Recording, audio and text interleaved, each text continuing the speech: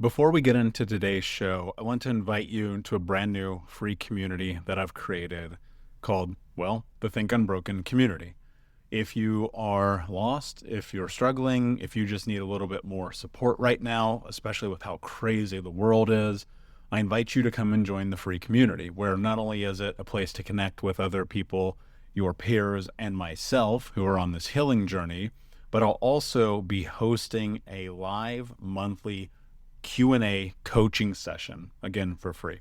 Communities for free, access is for free, 1 time per month coaching for free. All of this just because I really want to create a deeper connection and bond with you, the listeners of this podcast, who I appreciate more than I could ever tell you. All you need to do is just click the link in the description of today's episode, or go over to thinkunbrokenpodcast.com and click the link for community. Come and join us. I'll see you there. You're listening to the Think Unbroken podcast, and I'm your host, Michael Unbroken. I'm an author, speaker, coach, and advocate for adult survivors of childhood trauma and abuse. In this podcast, you will learn how to transform your trauma into triumph, turn breakdowns into breakthroughs, and go from victim to being the hero of your own story. You can learn more at thinkunbrokenpodcast.com, and of course, check us out on Apple Podcasts and Spotify at Think Unbroken Podcast.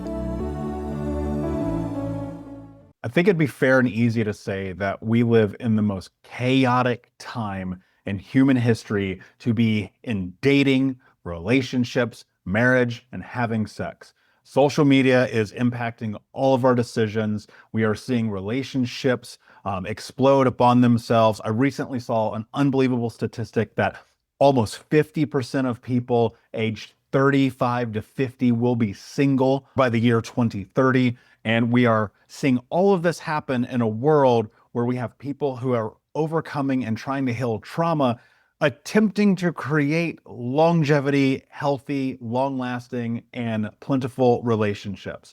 And I don't know about you, but what I can tell you is in my own personal journey, if I had to be doing this without amazing people guiding me along the way, I, for one, would be terrified.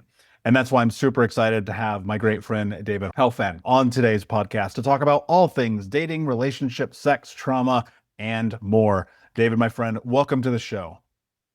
Thanks, Michael. I'm happy to be here. So, David, I want to jump right into this because I think that it's really important to create frame here. Why should anyone listen to today's episode with us? You know, the word that comes to mind is just hope. I think a lot of people that I've worked with and a lot of people that have trauma, that are struggling in relationships, can feel like, what's the point? There's no way out. And that I really want to instill that there really is hope. No matter how much trauma, no matter what your ACEs score is, there is the potential for you to have intimacy. And in fact, some people might be surprised that trauma can lead to deeper intimacy. And so there is a way forward. Well, let's start with hope. In a world where we now see the balloon pop videos, if you're unfamiliar, a person walks into a room, a set of people get a pop a balloon, whether or not they're interested in them. Real life Tinder swiping on major YouTube platforms where people are just kind of throwing each other away off a first look. And in a world where we are now being told that men don't matter, we don't necessarily need to go in the man versus bear conversation, but we're hearing it all the time. In conjunction with this thing about women now having, if a body count is more than 3 or 4, they're useless in the society. I mean, dude, it just feels like the core of our human nature and dynamic is just constantly being attacked from every corner. So how do you instill hope in the midst of this to kind of mitigate the chaos that is ensuing? Yeah, I mean, if you look at human behavior, everyone is incentivized by something different, right? So corporate America is incentivized to make money. What makes money? Fear, intimidation, manipulation, right? I mean, there's a reason that, your iPhone tries to keep you on as long as possible. And what I've noticed is there's a backlash that is brewing and even very strong in some ways. I like looking at the alcohol industry for this. More young people are quitting drinking or abstaining from alcohol than in modern history. And alcohol was like the thing for a long time, right? Hey, let's go get a drink. That was like the first date too. Hey, let's go get a drink, you know? And now a lot of the wisdom is about, well, you should do like a coffee date or a tea date or a walk in the park or, things of that nature. So I think from what I can tell that the pendulum is really swinging, and also it's necessary. I mean, if you look at the research on longevity for humans, the number one factor for how well we age into our older years is about community and connection. And so, I mean, kind of by necessity, like things have to change, right? In some ways. And I think people that, listen to podcasts such as yours, people that are on this like self-help journey of, okay, it feels like something's wrong. And, what do I do? Do I quit alcohol? Do I exercise more? Do I, look at my relationships? I think there is a lot of hope there. And I'll add one more piece that I know people crap on social media and the internet and communities and all that. I've had a number of clients that I work with that said, I found people on Reddit that get me. There's incest groups, there's mutilation groups for people that have gone through horrific experiences. There are almost any group you could think of exists online, right? So yes, there's a lot of chafe that you have to sort through and block out, and it's like dating. Like there's going to be a lot of terrible dates, but when you find that community, it really is empowering. Yeah, I mean, such a great point. And I think that's kind of what this has always been about, like creating a space where people can come together and to listen and feel like they're not alone, right? Feel like there's somebody here who kind of cares about them to any capacity, whether or not it's just sitting here and creating content that hopefully makes people's lives different. And I don't even know if I can make people's lives better per se, but maybe we can make them different. Maybe we can help entice people into the idea that hope is real. Because I'll tell you this, David, I'm on your side with this. Like I am truly and firmly a believer of the opportunity for successful relationships.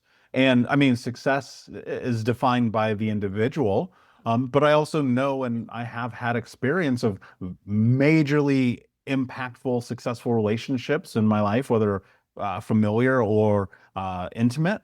And I've also had the opposite, complete pure chaos. If we put one more stick of dynamite in there, we might blow up the whole world, right? So I've been on both sides of the equation. And one of the things that I think has been really fascinating is the more deep work that I do, the more that I actually am able to touch relationships that are vulnerable and have good communication and are powerful and enlightening and most importantly, fulfilling. And a lot of that has come through like sitting and doing this work. I'm curious, how does trauma and you're the expert here. This is anecdotal for me. I'm not a relationship expert, right? But from your experience, how does trauma impact relationships? I mean, especially and particularly obviously with this show, childhood trauma.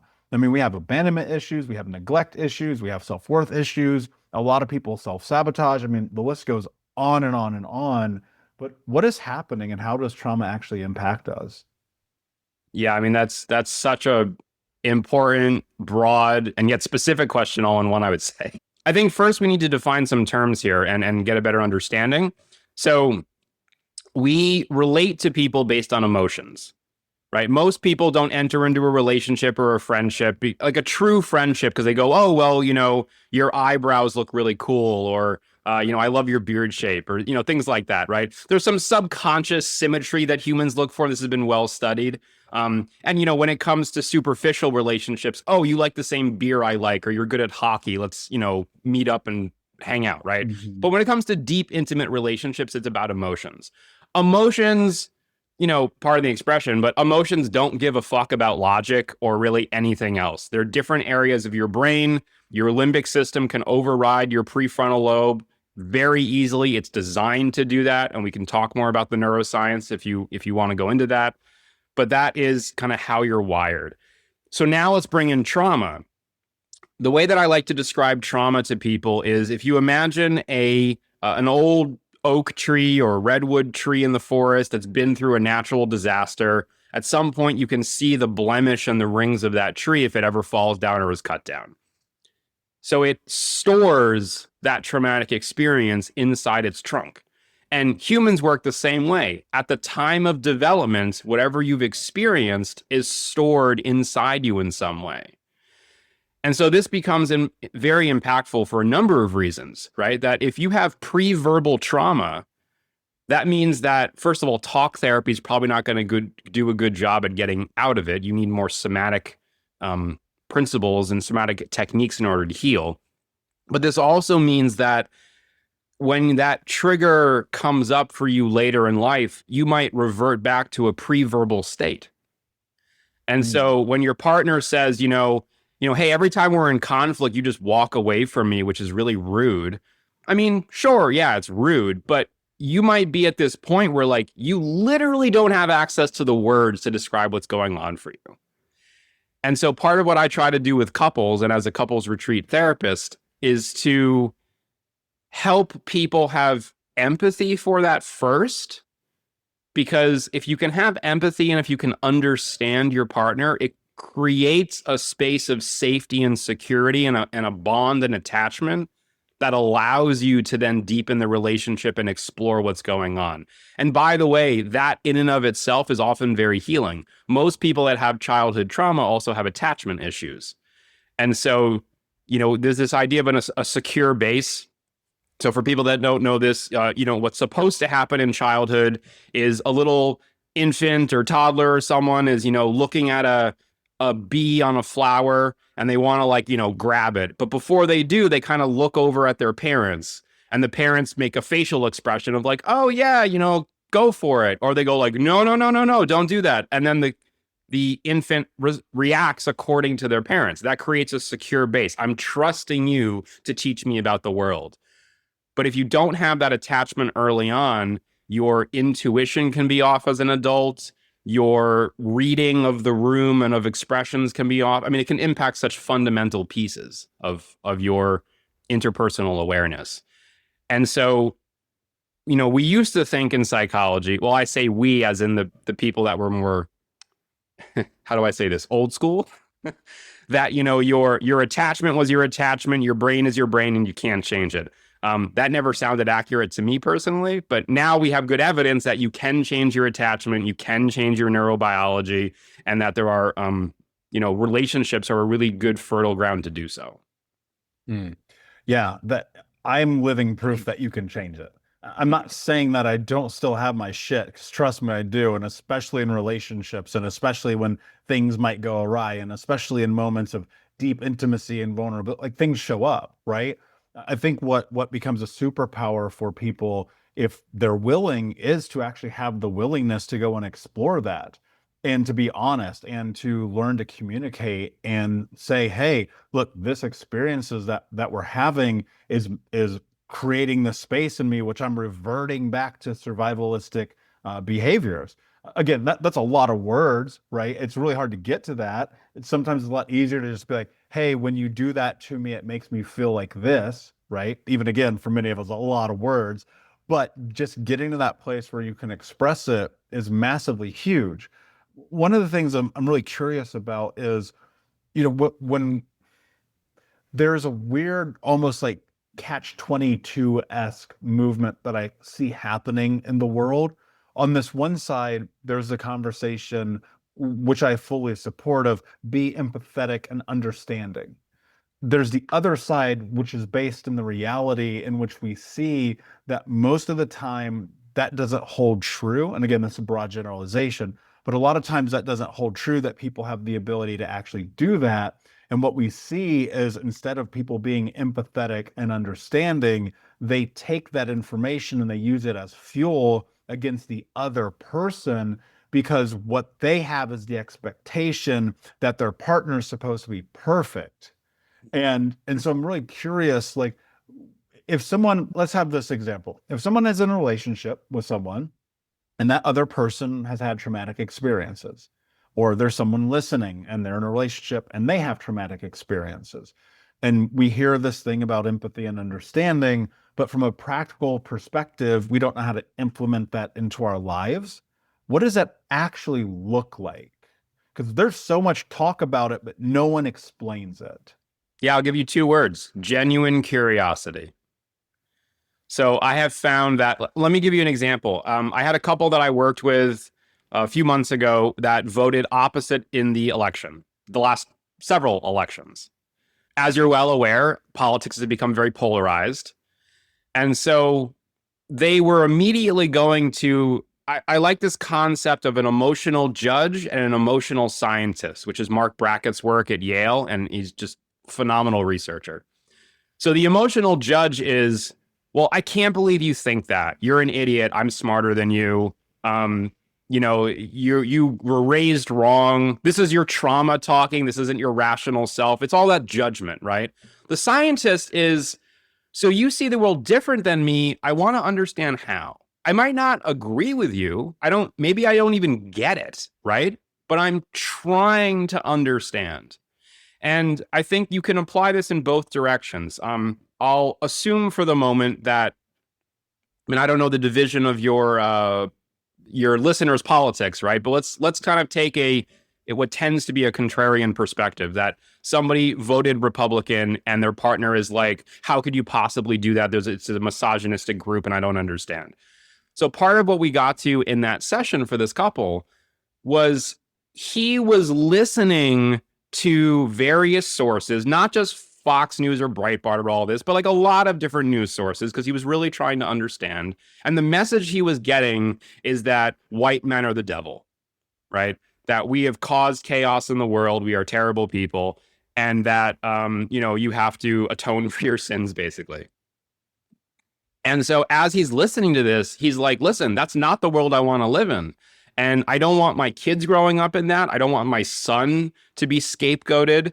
And I can't vote for a party that supports those principles. Now, you could talk about women's rights. You could talk about civil rights. You could talk about democracy.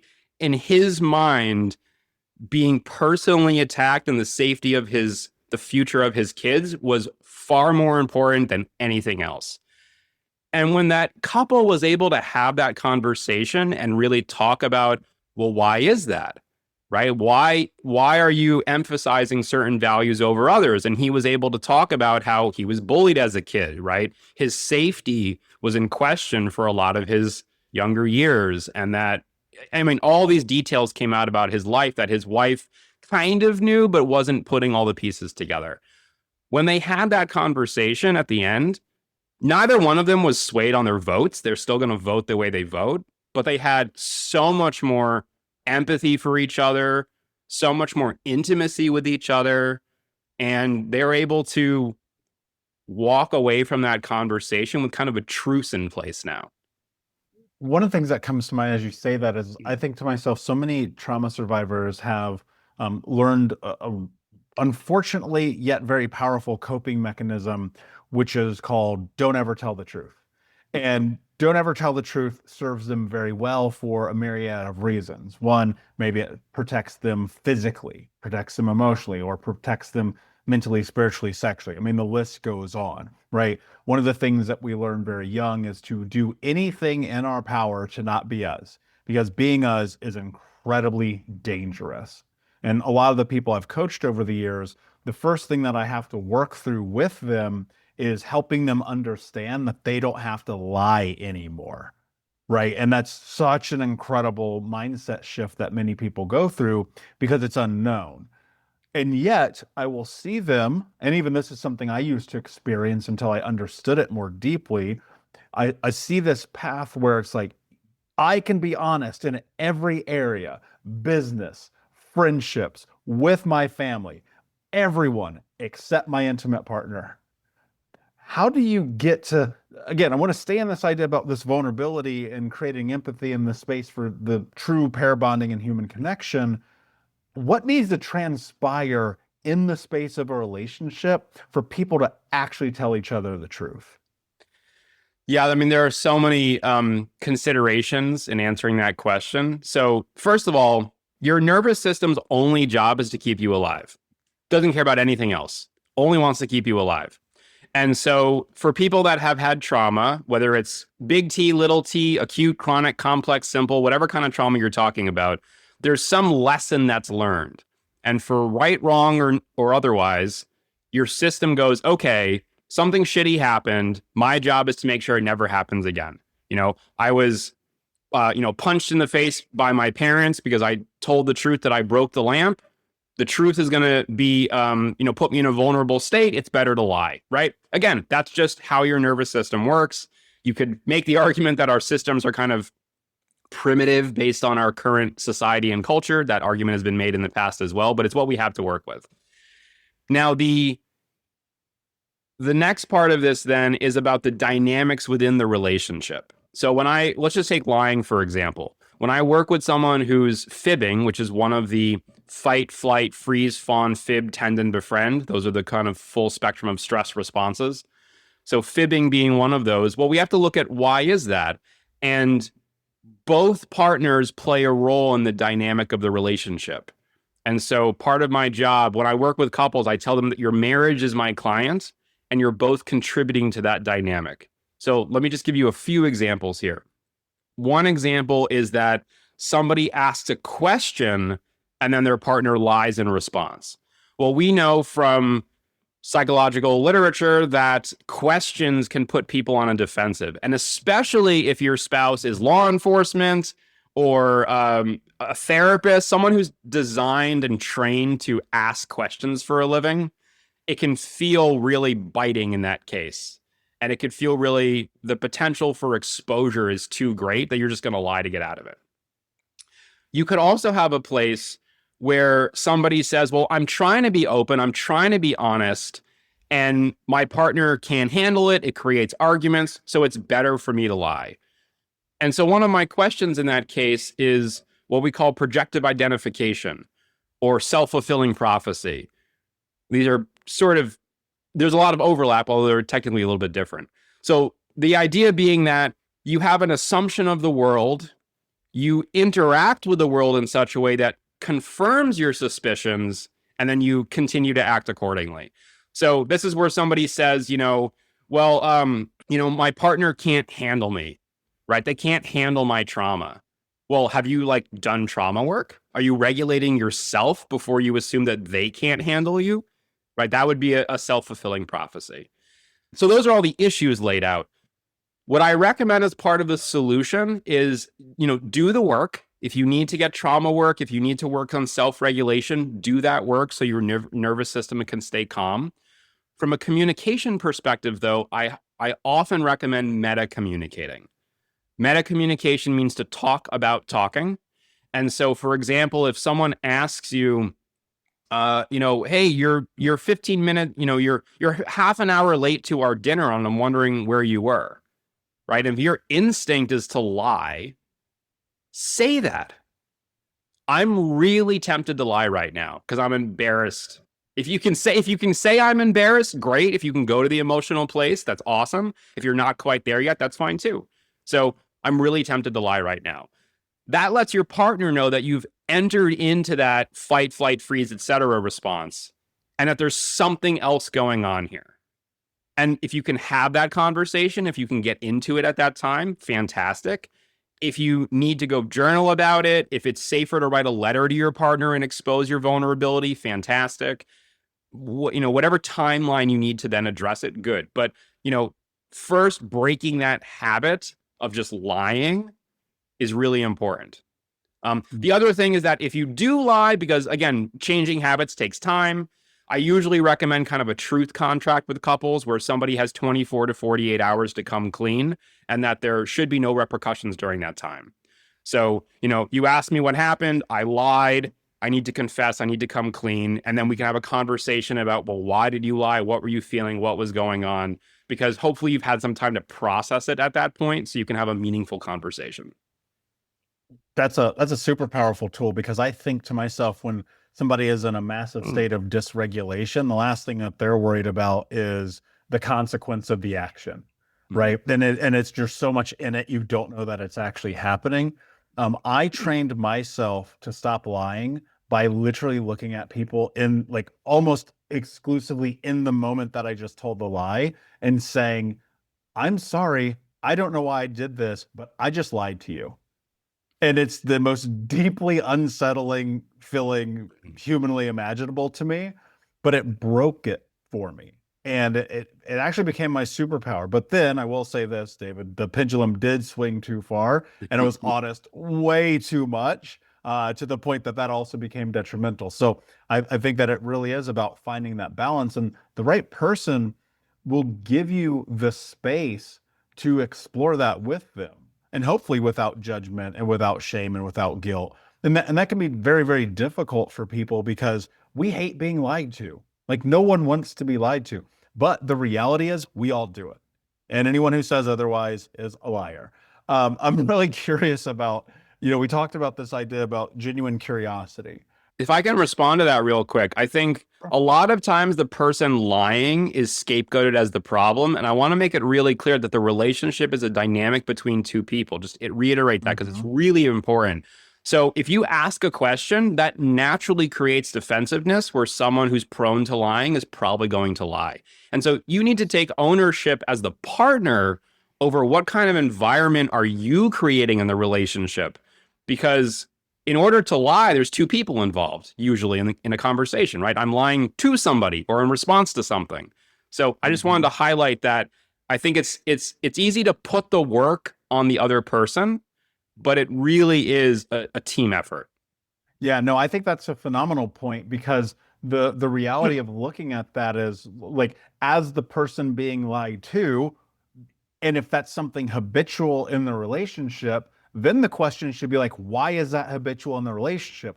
Oh, because every single time your partner told you a thing, you reacted a certain way. Like, okay, ownership. God forbid we play that game in this day and age, but it's one of those things that you do have to take. One of my mentors told me something that I think bodes very well here, and that is that the quality of your questions determine the quality of your life. Sometimes a simple reframing changes everything. And in basic conflict resolution, which we are never taught, by the way, it really comes down to how do you ask the question based on moving towards a solution without making people defensive, so then that they can actually create a space to create change. And I think that that's one of the things where it's like, fuck, man, why don't they teach us that in school? And of all the bullshit that we learn that carries no weight, the one thing we don't learn is communication dynamics, which is really what you and I are talking about right now.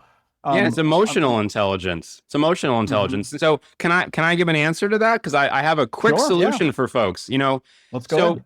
um if you are tempted to ask a question, the trick is to say what's behind the question. And I can give you a real life example of this.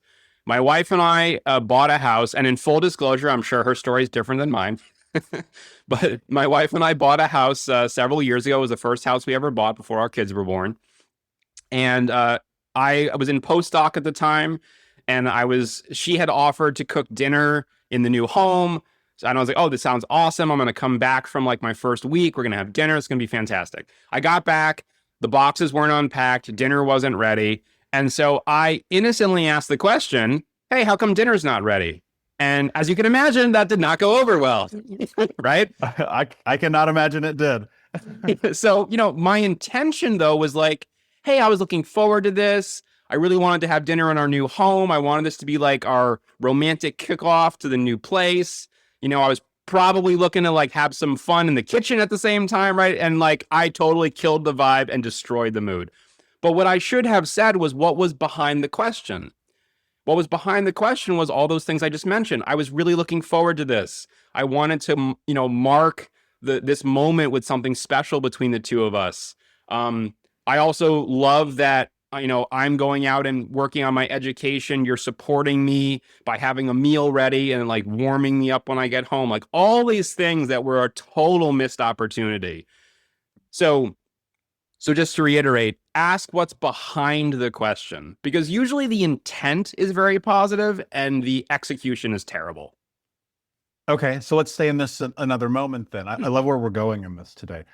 So sometimes people can feel that even when they have the best intention behind the question or the statement, that somehow they can feel, I should say, selfish or self-righteous, or that they have expectation.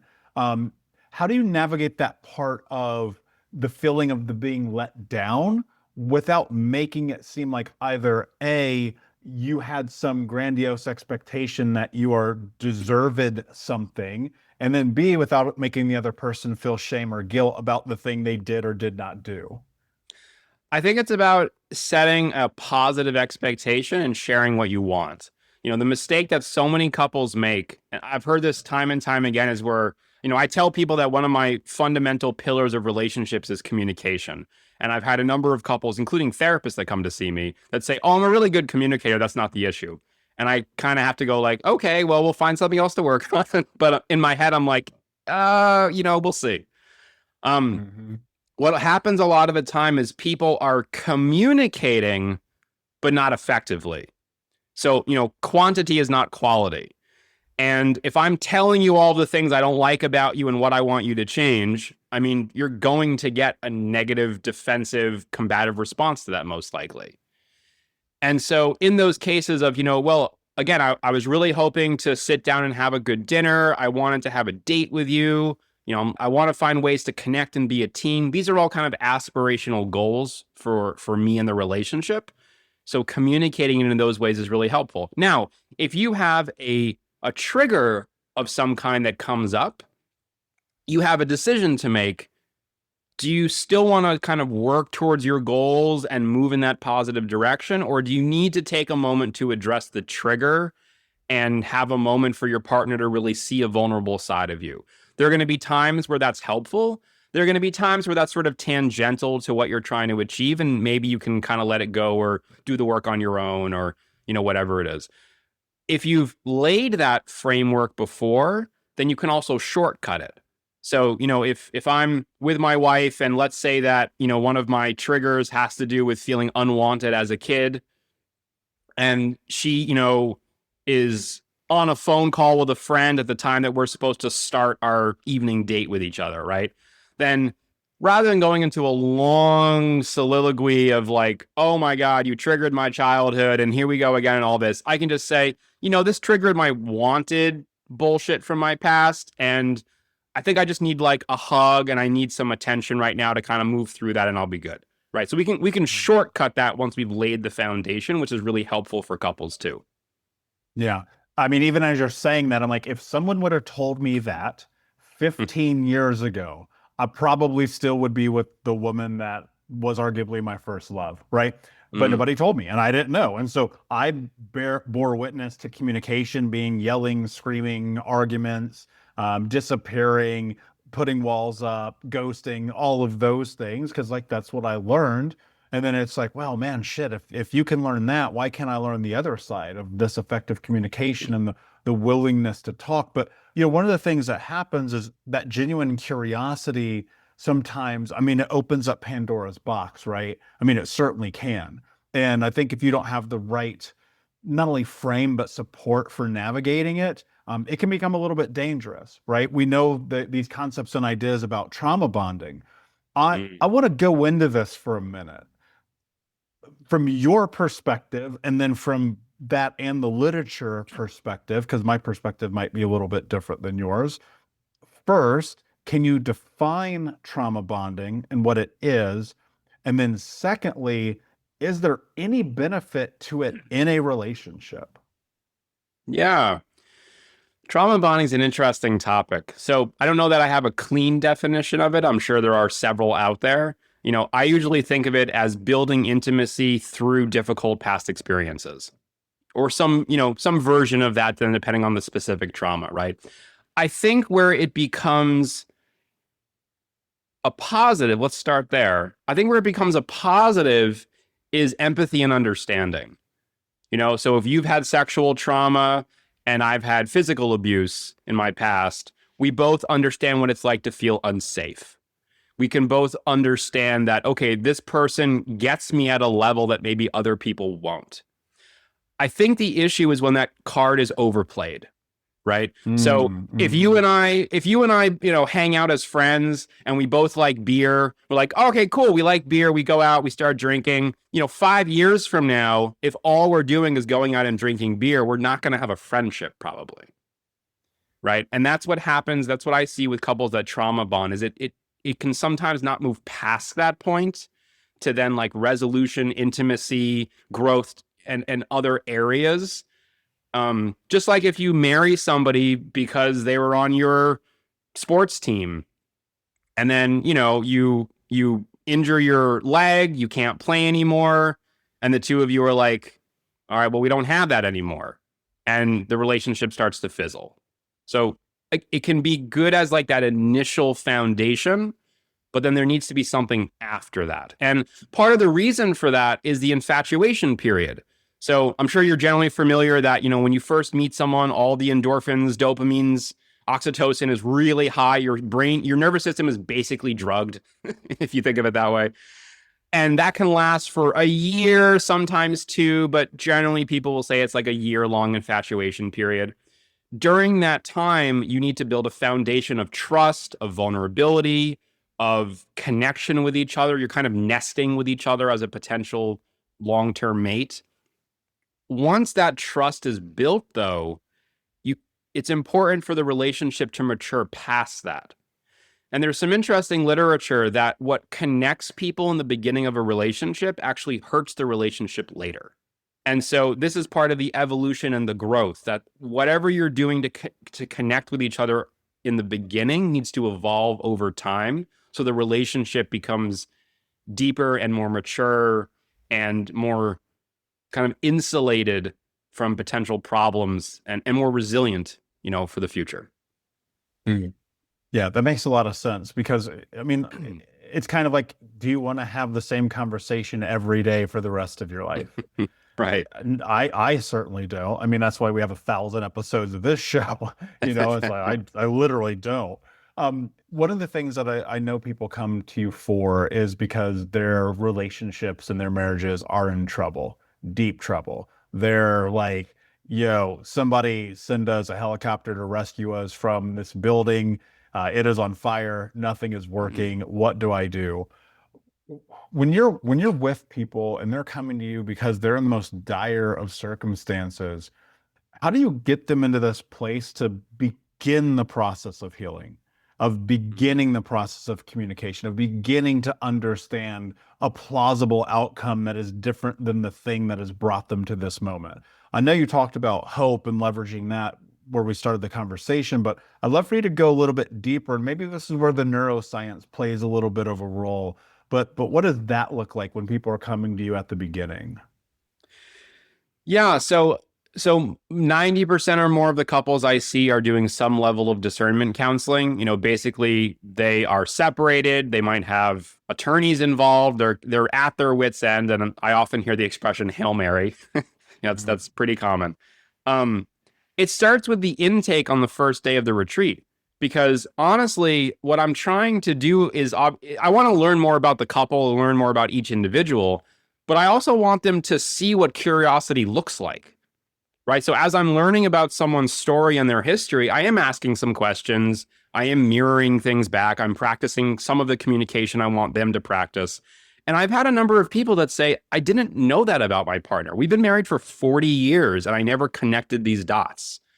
And so for them just to see that as from a third party assist, I think is really powerful. And I should say that I do the intakes with both partners present.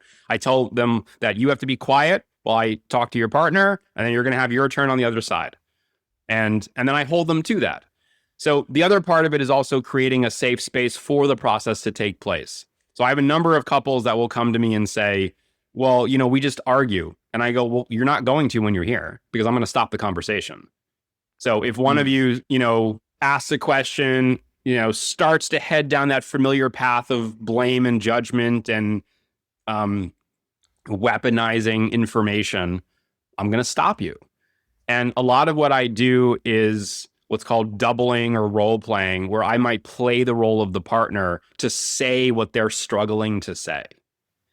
and to give voice to parts of them that they're possibly not quite tapped into, but I can feel the presence in the room, whether that's, what we call inner child. I feel like that's so overblown these days, but the inner parts of them that need a voice, the parts they're ashamed of, the parts that maybe they don't have words for, so I am their emotional intelligence in those moments. And, as much as possible, I try to teach people those skills as we're going along, but because it's an intensive format, sometimes I need to do the work on their behalf so they can even see what it looks like. If you've never had a model in your life of what good emotional intelligence is, then me just telling you here are the communication skills, good luck. I'm just setting you up to fail. Like that's not fair. So that's a big part of the work. And then, what I tell couples is no one's ever taught how to be married. And one of the reasons that second and third marriages fail at a significantly higher rate than first marriages is people just make the same mistakes. And one of the reasons that 40% of couples that get divorced regret it is people make the same mistakes. And so all the coulda, woulda, shouldas come back later in life. And so my job as your couples therapist is to make sure that if you are considering divorce, you're doing so for the right reasons. And that if you are going to get separated, that your kids are going to be okay if you have children, and that your future relationships will benefit from this current experience, whatever it may be. One of the questions I get all the time, or the comments, I suppose, is that I don't think we're compatible anymore. Maybe we never were. And so we're just coming to, kind of have that conversation and figure it out. And I can tell you from my experience, most couples are compatible, especially if you've had chemistry in the past. Most people are compatible. They just don't know how to be in that relationship. I can give you all the tools at Home Depot. If you don't know how to build a house, you're not going to build a house. You need to have the skills and the training to make that work. Yeah. I mean, and again, kind of where I opened up this conversation is none of us are taught this. The most critical thing here's what I think is so fast, because I've spent a lot of time in my life studying human dynamics, not only from the interpersonal and communication path, like we're talking now, but also human sexual dynamics. I mean, reading everything from Esther Perel to Christopher Ryan to Kinsey Institute research papers and everything in between. It was a huge fascination of mine when I was young, because I just wanted, one of the things that happened, I've shared openly on the show, is that I did have childhood sexual abuse. And so I wanted to understand my proclivities, some of the things that I was into, some of the reasons I behaved the way I behaved. And so I took this deep dive down into this literature, some of it very surprising, some of it not so surprising. But the thing that I think holds true across all of it in the evolution to where we are now is, and it's not to have the conversation about what I'm going to say, but about the question I'm going to ask. So my question isn't about the context that I just laid out, but instead my question is, when you're dealing with these couples who come to you and they're like, hey, I don't think we're compatible anymore, the chemistry is gone, is that something that's innately human because maybe we're not actually supposed to be monogamous? Or is that something that we have put such a big onus that our partner is supposed to be our everything, that we now rely on them to be our everything, and that's just not actually feasible? Yeah. So the question, whether we're supposed to be monogamous, I think is more existential than biological. And certainly there's a lot of diversity in people's preferences, sexual fantasies, proclivities, erotic blueprints, that it would be hard to, give one answer. It's like, are we supposed to avoid bread? Well, you could argue that in so many different ways, right? The second part of it, though, I think is what I see more often, that people have an expectation of their lives and their partner is supposed to fit into that, right? I am supposed to be happy. I'm working on me. I'm doing me, right? We have all these memes now that build somebody up. And there's an expectation as well that, I want my life to be peaceful and calm and happy, right? Especially people that have trauma, there's a black and white thinking that goes into that. And this has been well documented that people that have developmental childhood trauma have black and white thinking, all or nothing thinking. And that sometimes that can mean making decisions that require a level of gray and nuance that's being missed. So, for example, if I'm with my wife and we disagree on something, if my concept is that we have to be aligned and our lives need to move in the same direction, and that I have a core value that, is important to me that you share, you could bring politics back into this, right? That, if you vote for someone I didn't vote for, you're supporting something I don't believe in, you're an evil person, right? And it takes a level of self-introspection that can be really challenging to say, like, okay, well, I'm making a lot of assumptions here. I'm making an assumption that if you vote for something I don't believe in, that you are then evil, or that you even believe in it. Maybe the assumption is wrong just on that premise alone. Maybe you're voting for the lesser of the two evils in your mind, but you don't really want either of them. Right? So this is where that curiosity comes back, which is really important. This also comes up a lot for people that are, so let's take it in the sex direction. One of the conversations I have a lot with couples is about porn. And people will say, well, my partner is involved in using porn. It's wrong. It's immoral. The women there are mistreated. And, and we need to, this isn't okay with me, right? This is an incompatibility. This is another area where I would apply some curiosity and scientific rigor. So, okay, so the women are mistreated. Well, there is ethical female-produced porn. If they were watching that, would you be okay with it? Usually people go, no. So I go, okay, so it's not really about that then. Like, it's nice that you're trying to be altruistic, but that's not really the issue. Is there something else? Do you feel insecure? A lot of people that watch porn are looking at young, fit individuals. Is there something about that? Now let's take it to the another side of the equation, which is that there are some really good advantages to porn.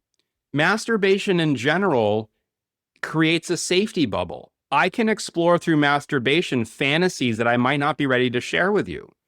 I know how my body works probably better than my partner does in some ways. And so me having the right timing and pressure and being able to extend my orgasm is a lot easier because I'm in my body and I can attune to all of that. For people that have sexual trauma, trusting someone in the moment of orgasm can be really, really challenging. We all look fucking stupid when we orgasm. I don't care what Hollywood shows, like, we all look really bizarre. We make funny noises. It's a really strange, intimate moment. And so being in that moment with someone we've entrusted to spend our lives with can be a really big challenge. This is one of the reasons that people go out and have affairs, right? It's easier for me to embarrass myself in front of someone that I might never see again and cut them off. I can go have an affair with someone in a dungeon leather room because I'm not worried what they think about me.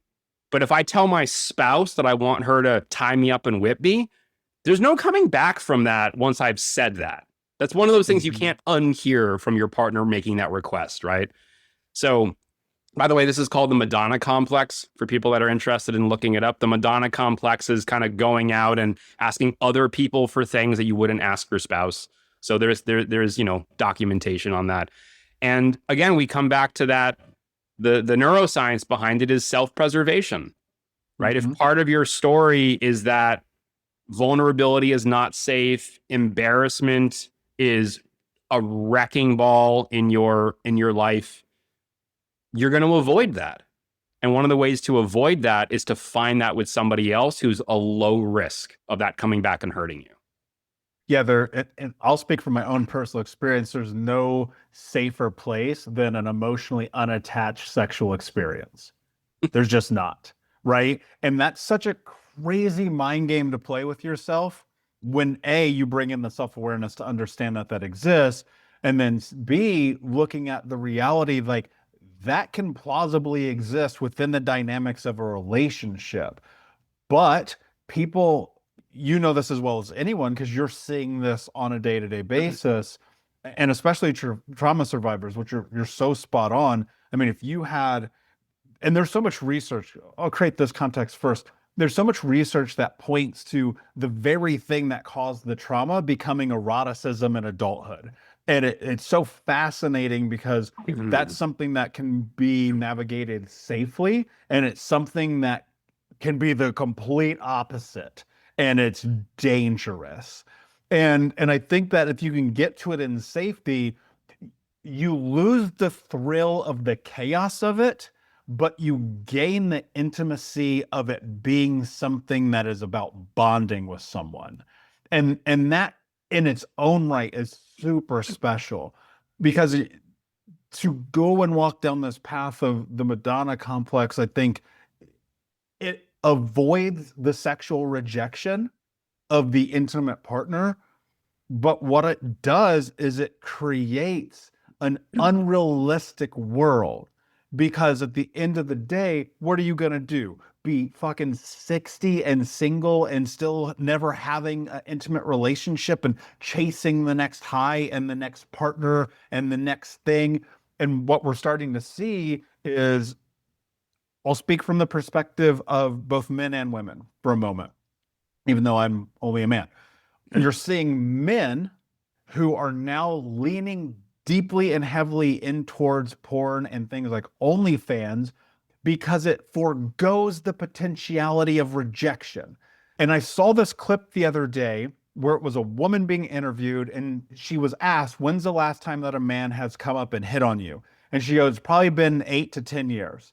And I go, okay, well, look at the game that women have now played where every man who walks up to them is a me too, is a creep, is a weirdo, is a loser, is a whatever adjective you want to input here.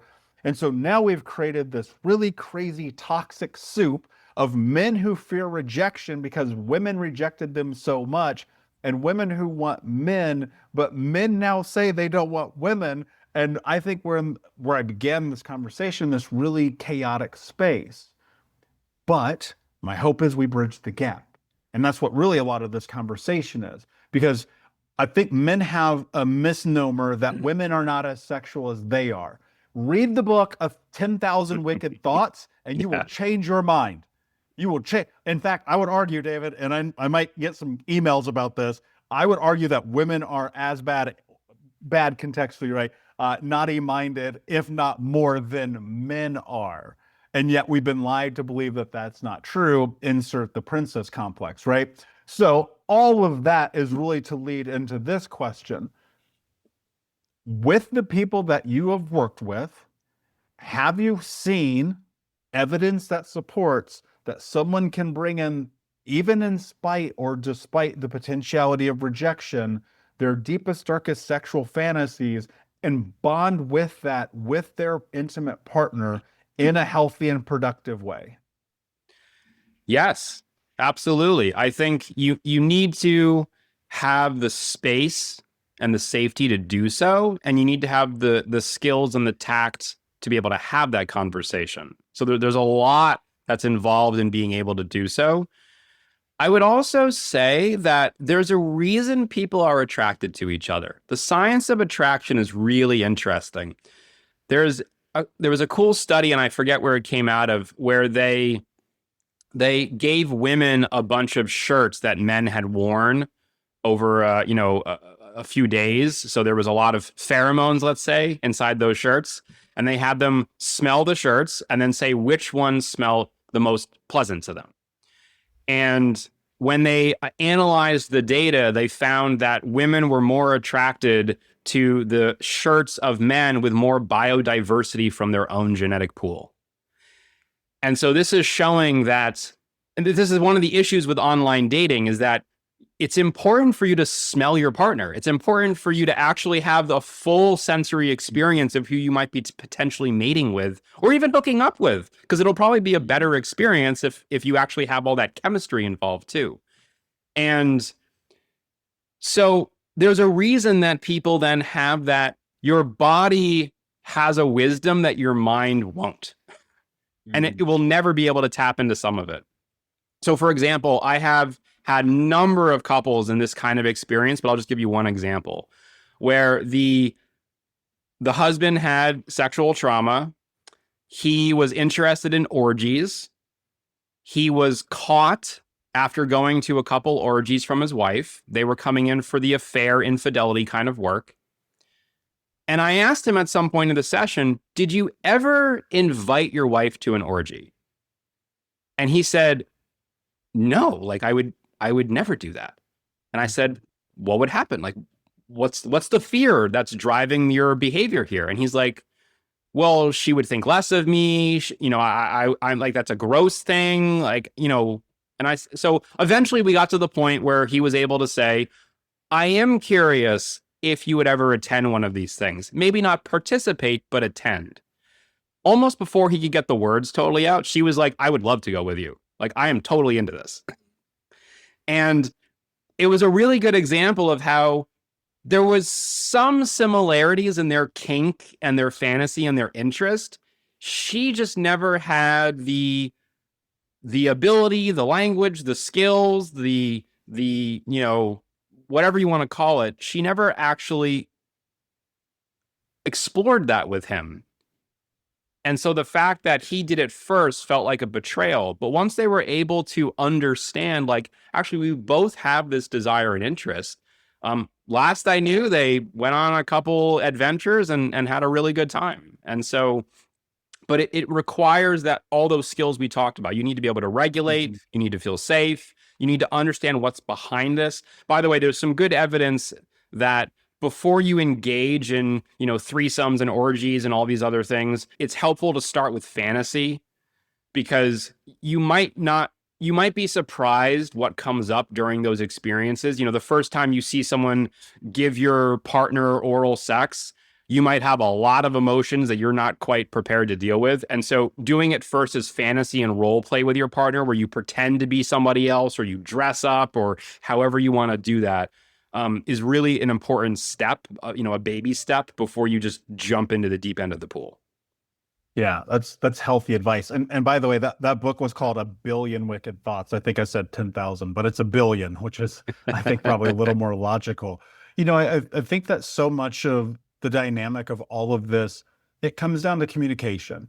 So one of the things I want to dive into, obviously, we've looked at the dynamics and the impact of communication in a relationship, in a marriage, and how you can kind of start to navigate these and create frames for healing and uncovering truth and honesty and curiosity and all the things that we've gone through so far. But we haven't talked about us single folks. And I think that in order to even get to a healthy relationship, you have to actually get into a relationship, right? What comes to mind for me immediately is kind of a twofold question. One, and I think that this is really, really important. Do you think that it's important for people to quote unquote heal before they have a relationship? Or two, which is where I lean, I'm not trying to sway you, but I lean that more healing actually comes from the context of being in a relationship. Do you find one tends to sway more than the other? Yeah, it's a great question. I mean, the notion of work on yourself before you get into a relationship, I think, is partly true and it's partly BS, right? Shades of gray. So the 4 pillars that I focus on with couples are communication, regulation, prioritization, and intimacy. Intimacy being all forms of intimacy. And regulation is both individual and co-regulation as well. And there's a juggling act with all of this, right? You could be a really good communicator in a sense, but maybe you just don't prioritize your partner and the relationship fails. So all of these are important to some extent. I think where regulation becomes important before you get into a relationship is if you have so many hairpin triggers that the way your partner blinks at you is going to cause a rage response, you probably need to work on that before you can even have a meaningful, reasonable conversation and then build intimacy with your partner. If you're at the point where your frustration tolerance, your trauma has some resolution to it, then yeah, I totally agree that marriage or relationships in general can be a very healing place. And by the way, I also want to make a point that you can date someone and have a lot of healing and a lot of great experiences and then never marry them. That is totally fine. You can have a one-night stand that is really eye-opening. I don't think that happens as often as people would like it to, but it is certainly possible for that to take place. the idea here is that you want to bring the best version of yourself at the time into the relationship. And for some people, that means you need to do a little bit of work. For some people, it means you actually need to do that work in the context of the relationship in order to better yourself. Sometimes our partner exposes our blind spots. The one place where I would say I'm a little bit more pushy or picky on this is having kids. It's really unfair to not take care of your own shit before you have kids. Mm-hmm. And so, I'm sure you could. The show wouldn't exist if I did not agree. So that's the part where I think you really need to work on yourself. Now, was I a perfect being before I had kids? Absolutely not, right? My kids have helped me to grow. In some ways, my daughter has more intelligence and emotional intelligence at like 7 years old. Even at 3 years old, she said some stuff where I was like, oh my God, I can learn from you. Thank you, Wasabi. But I was at a point where I had done a lot of work that I felt like, okay, I'm at a good jumping off point to now to kind of learn on the fly here. There's another piece that I want to bring into this, which is self-sabotage. One of the homework assignments I give to almost every couple is make a list of the ways that you sabotage your relationship, because there is so much blaming that takes place, and the ownership of it is crucial and fundamental to building a good relationship. And again, this is true if you're going to stay together with somebody for 4 months or 40 years. Looking at your contribution and your sabotage is really important. Quick example of this. So you've touched on this concept, and I want to name it, which is repetition compulsion. Repetition compulsion is old school psychology, but basically you're engaging in the same behaviors over and over as a subconscious way to try to give yourself the opportunity to create mastery. Now, you could argue with Freud's perspective, is it you're creating mastery? Is it that, the known is less scary than the unknown, so you're just repeating cycles? I don't think we need to answer that question right now for the sake of the conversation. But the idea being that you're just re-engaging. People that have sexual trauma sometimes watch Law and Order SVU and they don't know why they're so addicted to it. Well, sometimes that's repetition compulsion, right? You're just trying to keep exposing yourself to it, get understanding, develop a sense of conquering in some ways. That can drive people to sabotage. If you're used to conflict and chaos, and that's like a space you grew up in, then you might find yourself starting arguments with your partner. And they're like, why are you arguing about the toothpaste we buy? Like, where is this coming from, right? So introspecting on that level of sabotage is absolutely vital. That's super powerful. I'll add something, if you don't mind. I think that one of the things you should also absolutely do is figure out the shit that triggers you. Because one of the craziest, I'll never forget this. I was having a conversation with this woman I was dating. This is in my early 30s. I mean, this is 8-9 years ago. And she said something to me, and instantaneously, dude, I'll never forget this. I wanted to rip her fucking head off. Like, I was just so pissed. Thank God I was like deeply in men's group therapy and CBT at the time, because I've learned how to quell the anger response that I have to people. And as I was sitting there, I was like, I said this in my head, by the way. I did not say this to her, because this would be a real fucking weird thing to say to a human that you've been dating for like a month. I was like, this bitch is like my mom. That's literally the words that went in my head. And when I said that to myself, I was like, oh my God, this is a you problem. This is not her. This is you. So I'll add, go figure out the places in your life you self-sabotage, write a list. And then go figure out the places in your life where you are triggered and write a list. And then very similarly to what you do with your clients, I think, dude, all right, so I'm going to go on a quick tangent because I love this. I'm fascinated by all of this. It's probably my number one fascination in my life. I believe that potential couples should sit down and give each other an intake, just in the way that you do in therapy. Not in the capacity of judgment, but again, of the space of curiosity. Why do you not know what you're getting into? Dude, this blows my fucking mind. How you could not know what you're getting into. People will buy a $75,000 car and you know what you're doing. They will go to a new career, know what they're doing. Hell, you know what you're doing when you go to the restaurant and you order food. And yet, when we get into relationships, we don't talk about the most important, crucial human dynamics.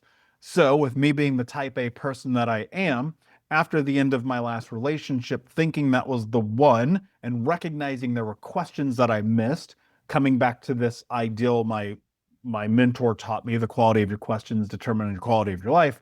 I created this thing called the 66 questions you should ask before you get in a relationship with someone. And basically it's framed into 6 categories because I was thinking there's these 6 areas that we all exist in simultaneously, individually, and as relations: mental, emotional, physical, spiritual, financial, and sexual. And my hypothesis, which I am currently in the state of testing, my hypothesis is that if you can get to 80% of equilibrium between the two of you on the ideals and the values and the way that you see the world through the framework of these 6 areas, you will have a home run relationship. Just 80%. I don't think you need 100. 100's nonsensical, never going to happen. 30, you should run. Maybe you're too different. And I think differentiation matters, but not to that not that much. All of this is to say this. I think that, and I would love if you can either support or dismiss what I'm saying, or disprove, I prefer you didn't dismiss it, or disprove what I'm saying, that the questions we aren't asking are the reasons our relationships aren't working. Yeah. So it's clear you have thought very deeply about this, probably from a place of trying to find hope and also self-analysis. And so, Michael, I really appreciate a lot of what you're bringing here.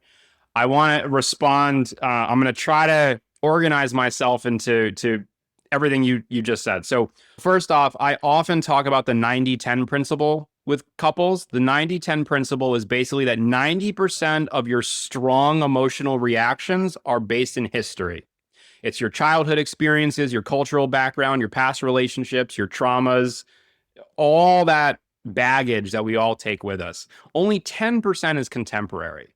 So you're having a conversation with your partner, they turn and leave the room. Yeah, that's not like a nice thing to do. But if you fly off the handle from something like that, there's probably a sense of abandonment, of feeling unloved, uncared for, unheard, disavowed, whatever it might be. And that's the real crux of it there.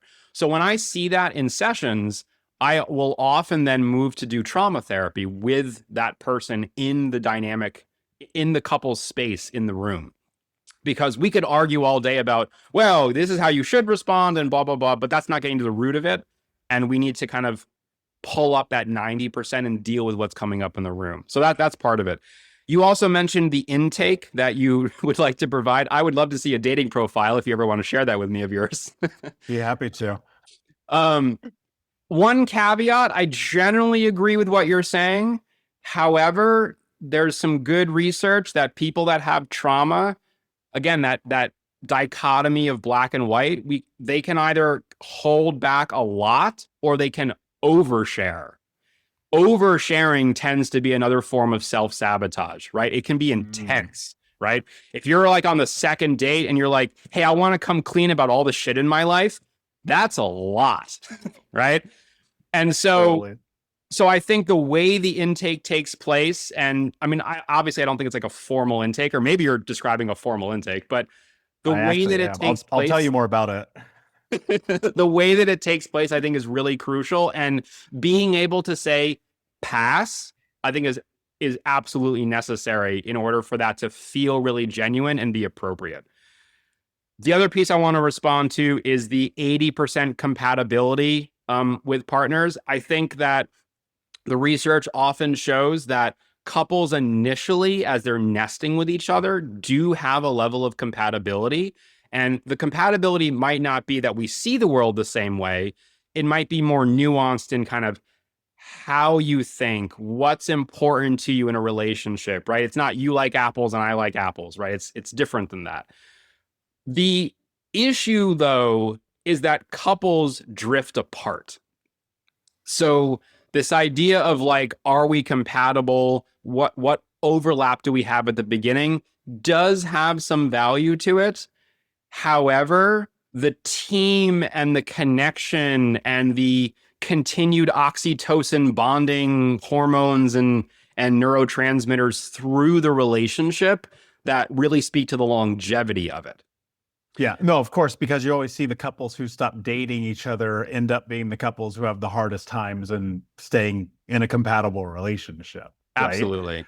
So I want to create just a touch more context around this questionnaire that I created because I actually shared it on social media like 2 years ago and went semi-viral. And the reason why is because I framed it so that it's not something where I sit down and interrogate somebody, but it's something that you participate in mutually over a period of extended time. Mm-hmm. And that period of extended time is, you know, 3 months to 6 months in that dating window before you step into the next phase of a relationship. And what it's really built around is every time that you're together, assuming you're together, call it one time in the beginning, 2 times a week as you go, 3, 4 times as you continue to progress forward, you're just grabbing one or two questions and having dialogue. And the reason why I wanted to create that, and it's something that I've utilized, and it's the thing that led me into my past relationship, was because I just realized like I was letting chemistry drive the bus. And as you talked to and alluded to already, after a year, that whole thing kind of fades. And it's like, oh shit, I'm not actually in a bus, I'm in an airplane that is quickly crashing to the ground. And I just wanted to create a little bit more space to understand. You talk about this genuine curiosity. I don't think if you're genuinely curious about the way that the person you think you're going to spend the rest of your life sees the world, you're probably in deep shit. And then I also think like it requires you to be more curious about who you are. It's not about an expectation, mind you. Those kind of lists, I don't think serve people very well because it creates pedestals that no one's ever going to reach or accomplish, yourself included. But I think creating frame of just being like, hey, I just want to know who you are is amazing. And David, the thing that I've seen, and this is not anecdotal, maybe it is beyond myself, but in my own experiences, I've seen the people who are unwilling to sit down and have that rapport with you, generally, in my experience, are people that you're never going to see again because Mm. they're actually not genuinely curious in you. So it's one of these things where I think it just does a lot to create a human dynamic that otherwise it just isn't there. Yeah, I mean, you mentioned, and you've mentioned in your past podcast, your type A personality and very top-down approach to how you see the world. And I think this works really well for that group, right? As a bottom-up process, though, and this is what I think is sometimes lost in our culture, is the ability to flow with conversation. I've definitely had more people ask me for relationship questionnaires, self-evaluation forms, like, there's this inability, I don't know if inability is the right word, but there's this maybe fear of kind of trusting your gut, trusting the flow and evolution of interaction, and also a lack of training. I think we're losing the ability in a lot of ways to be able to sit down and just have a conversation. I really like, before we got on air, you and I had a quick check-in about like, okay, so here's a general idea of what we want to talk about. Well, we both kind of said like, but we're also just going to go wherever it goes, right? And I think a lot of people have lost that ability. And again, especially if you have trauma, one of the things we know is that predictability is really important. To be able to say that I kind of know that whatever I say is going to be safe with you, or even I know what we're going to talk about ahead of time. And, I know neurodiversity and this term is coming more into vogue these days as well. And for people that are in that space, having structure and predictability is also really important for alleviating anxiety of the unknown in relationships, because it's really scary sometimes, what could come of a conversation. Yeah, definitely. And I found myself to be very open to anything that possibly comes through the context of a conversation. But I've also found this to be true about myself and many people that I know who relate to me, who I personally know. I'm not just pulling people's names out. It's that when we have a context of understanding someone, we can connect with them more deeply and more intimately. One of the things that, like for me, for instance, if I don't know and if I can't gauge where someone is at, huge red flag for me. Walls go Mm, up, fight, flight, fear, fawn, response, that kicks in. I shift into survival mode, meaning, and my mode is fight. So my mm, mode is not, I'm not fawning, it's war, right? And so that puts me in the hypervigilant state. So being in human connection with someone else who um, maybe, I'll say this, when I'm around people who are unwilling to tell the truth, because we have great barometers for liars as mm. trauma survivors. It's something that we all, many of us master. I automatically go, that person's not trustworthy. And sure, there's obviously the conversations for neurodiversity and things of that nature, but I think about eye contact a lot, David. And if I'm sitting with someone, and outside of the context of even an intimate dating relationship experience, if if we're not making eye contact with each other, something's askew, you know? And I think that a lot of the framing for anything question and relational to me is like, I want to see who somebody really is. Because for a guy like me, that creates safety. And if we think about the relationships and dynamics and everything we've talked about here, at the end of the day, we all just want to be seen, heard, and to be safe. And I don't, for me personally, I don't have a better way to do that. So this has become my approach to it. Before I ask you my last question, though, I do want to ask you this. For people, I'm going to stay in the singledom for a minute. So the people who are in this place of they know in the past they've self-sabotaged, they're getting aware of their triggers, they understand that they have this repetition compulsion. Maybe they used to overshare and they figured out that was a bad thing.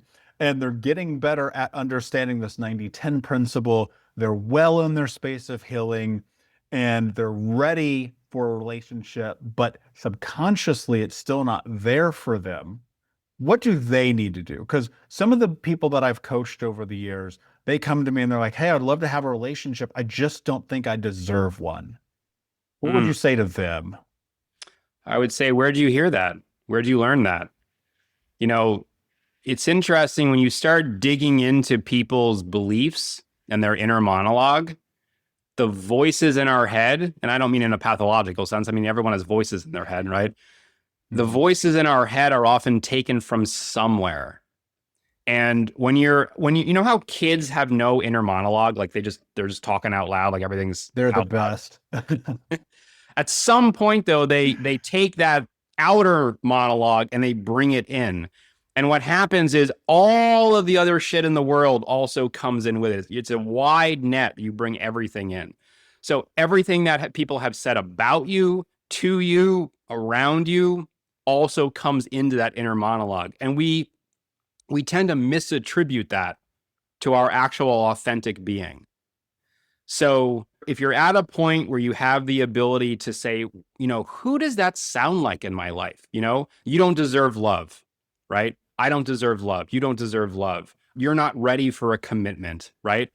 If you ask yourself, like, what's just free associate? That sounds like my mom. That sounds like my first girlfriend. That sounds like this kid I grew up with, right? If you can start to figure out the origins of it, that 90-10 component, then you can really internalize the sense of like, this isn't me. Like, yes, I've taken it on, I've adopted it, but understanding where it comes from is the first step to being able to then dissociate it from who you really are. One of the ways to do that, I mean, there's so many techniques to do this.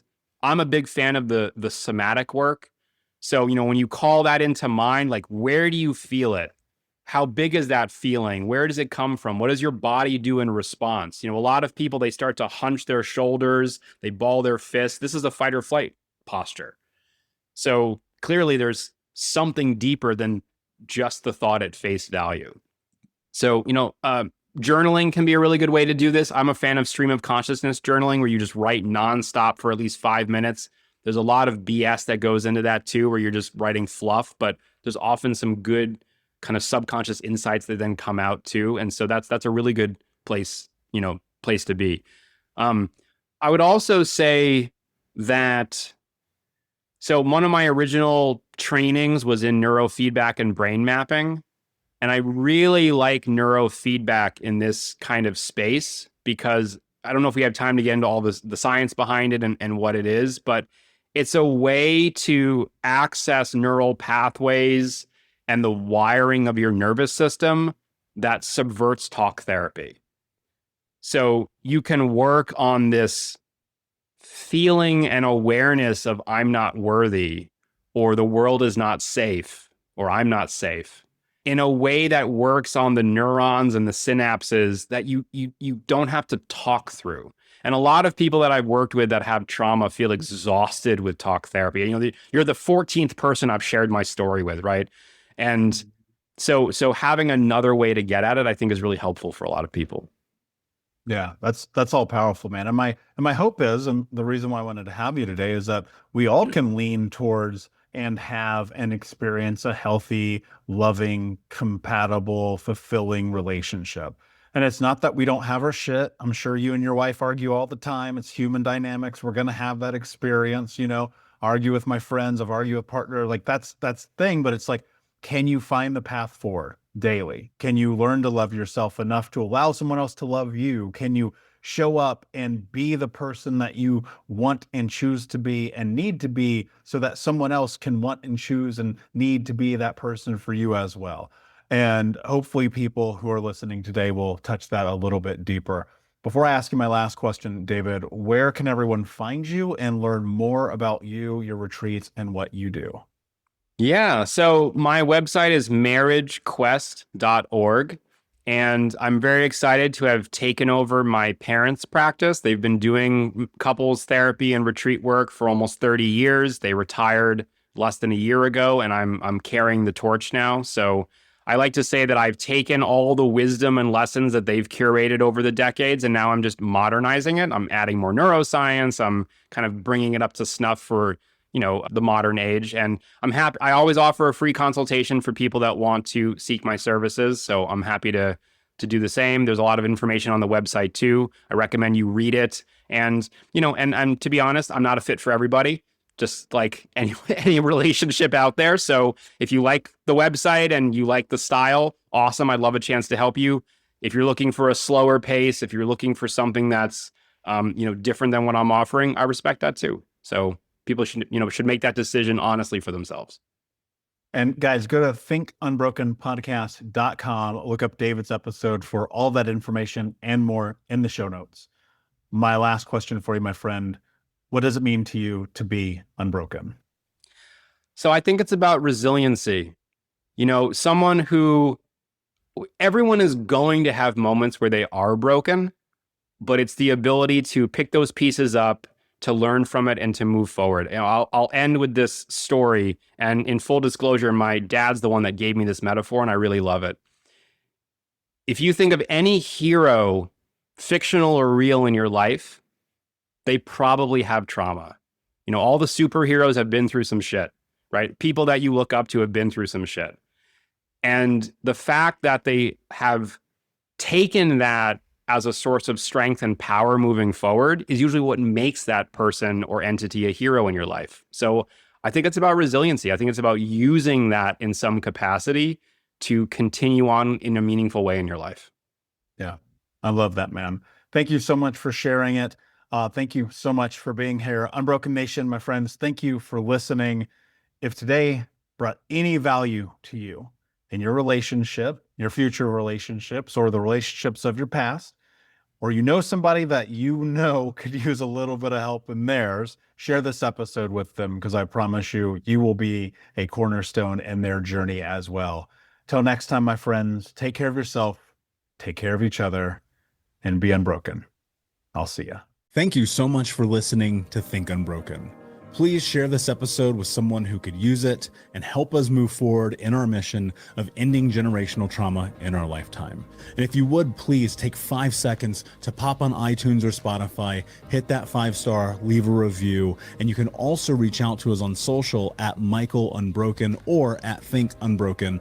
And of course, you can check out our YouTube channel at Think Unbroken. Thank you for being a part of Unbroken Nation, my friends, and until next time, be unbroken.